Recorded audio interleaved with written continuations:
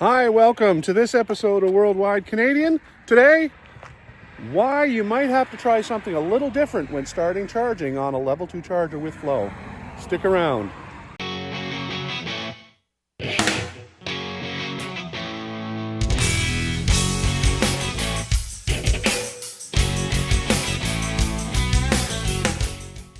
So I'm here in Debert, Nova Scotia, and there's a brand new dual charge level 2 Flow charger here at the museum at the old Debert airport. So they have a wonderful museum here in Debert, which is open from May for the summer. And if you come at a time when they're not here, you can call a phone number. And it's the Debert Aviation Museum. And you can definitely get someone at a different time if you make arrangements in advance. There was a lovely couple who stopped by here, and she told me her father had been flying from this location years and years ago and ended up actually in a plane crash off of the Bay of Fundy. And she wanted to visit this location because she knew her father had been here in his younger days. And so she was quite impressed that I was charging, because she wasn't sure how popular electric vehicles were here. She was from the UK and here on vacation. So she got to see the museum location and relive a little bit of the experience of where her father was. And these chargers are Flow chargers.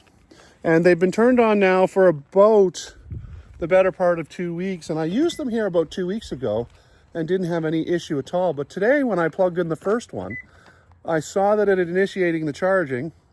And then I went back to my son's house, which is about 1 or 2 kilometers down the road. And I noticed it wasn't really going up in the amount of charge that I was being delivered.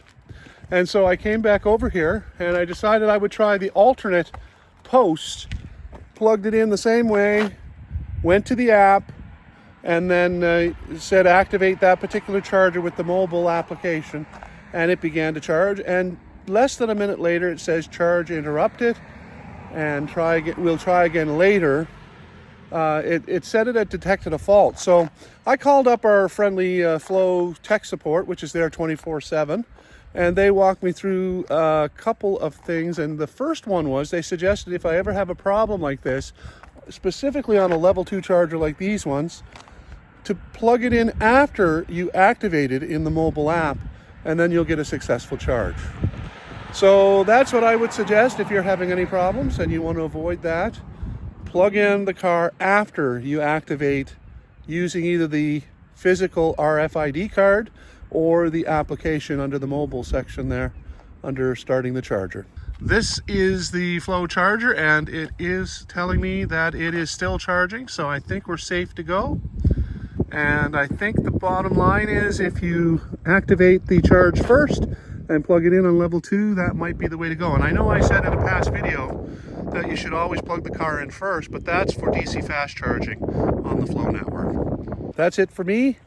Hopefully you're having a great weekend. It's a long weekend here in Canada.